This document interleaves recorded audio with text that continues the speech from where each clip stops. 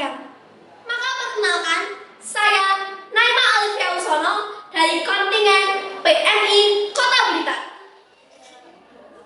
Nah, aku mau berbagi cerita nih tentang pengalamanku saat terkena luka bakar. Dulu, saat aku mau menuangkan air panas ke dalam gelas, tanpa sengaja tanganku memegang bagian panci. Nah, karena kaget nih, aku pun menjatuhkan pancinya dan air yang ada di dalam panci itu pun terkena ke tangan. Rasanya sakit banget kok. Oleh karena itu, kita harus berhati-hati agar tidak terkena luka bakar. Nah, boleh nih teman-teman sharing, apa sih obat luka bakar teman-teman? Hah? Masa teman-teman pakai odol? Tadi ada juga yang bilang pakai kecap. Hah? Air es? Teman-teman tahu nggak sih? Sebenarnya pakai bahan-bahan tersebut itu nggak boleh loh. Karena bisa saja bahan-bahan yang terkandung itu mengandung bahan kimia yang dapat mengakibatkan iritasi serius. Nah, sebelum membahas lebih lanjut nih, aku mau ngasih tahu dulu apa sih luka bakar itu. Nah, luka bakar adalah cedera yang diakibatkan oleh paparan suhu yang tinggi. Nah, emangnya penyebab luka bakar itu cuma terkena air panas ya?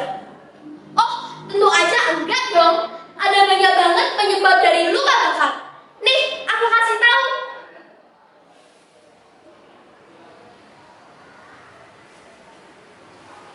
Penyebab luka bakar.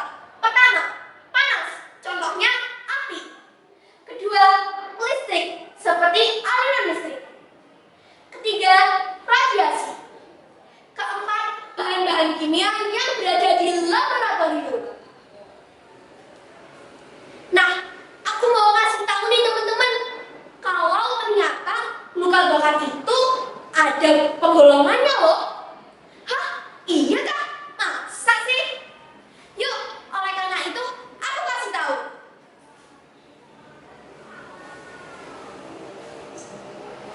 Penggolongan luka bakar. Nah, ada 3 nih teman-teman.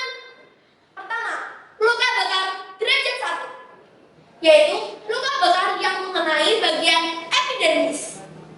Kedua, luka bakar derajat kedua, yaitu luka bakar yang mengenai bagian agak sedikit dalam.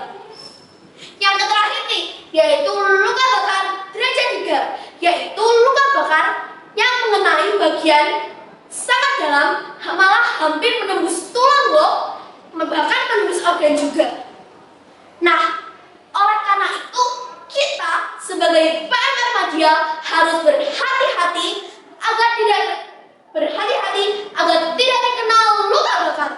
Dan juga kita sebagai PMR Madya tidak boleh menangani luka bakar yang derajat ketiga loh.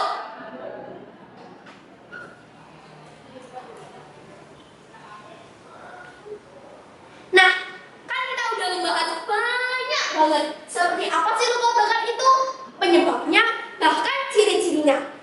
Oleh karena itu, yuk aku kasih tahu bagaimana sih cara melakukan pertolongan pertama untuk orang yang terkena luka bakar.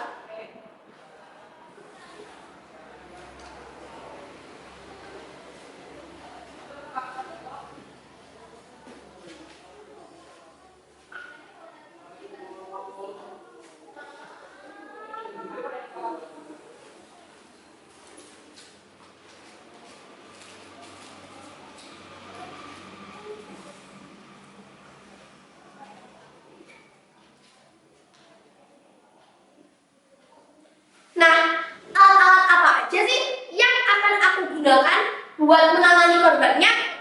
Nih, aku kasih tahu. Pertama, hand supply. Kedua, kita bisa menggunakan kasa gulung. Ketiga, kasa steril. Kemudian, air bersih.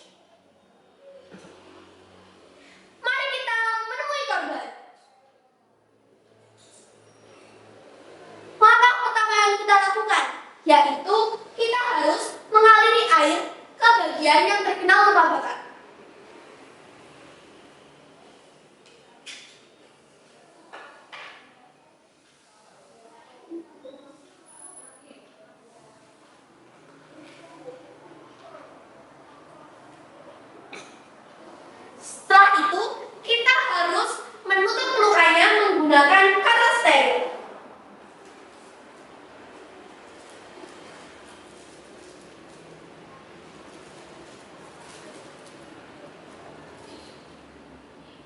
Nah, sebelum menutup lukanya dengan kar steril, kita harus melepas pakaian dan perhiasan yang ada di sekitar bagian luka bakar tersebut, loh.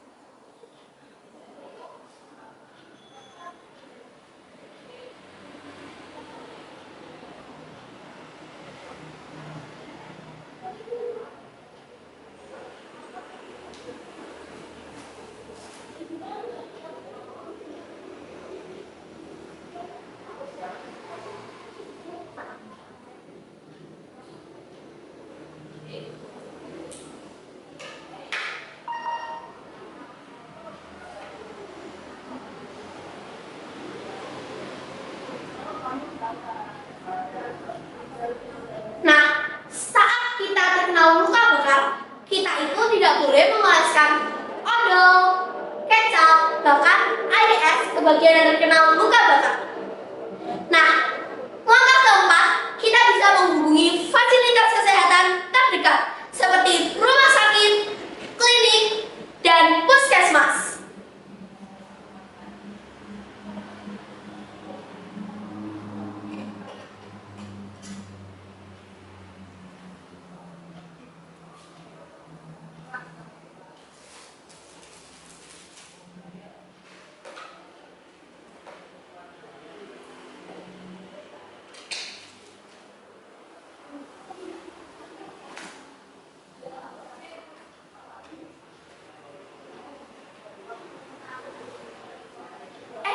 Kamu ada nggak sih solusi agar kita tidak terkena luka bakar? Oh, tentu aja ada dong. Yuk, aku kasih tahu. Pertama, kita harus berhati-hati saat menggunakan bahan-bahan kimia yang ada di laboratorium. Langkah kedua, kita harus mengecek suhu yang digunakan untuk mandi. Langkah ketiga, kita bisa meletakkan peralatan listrik jauh dari air.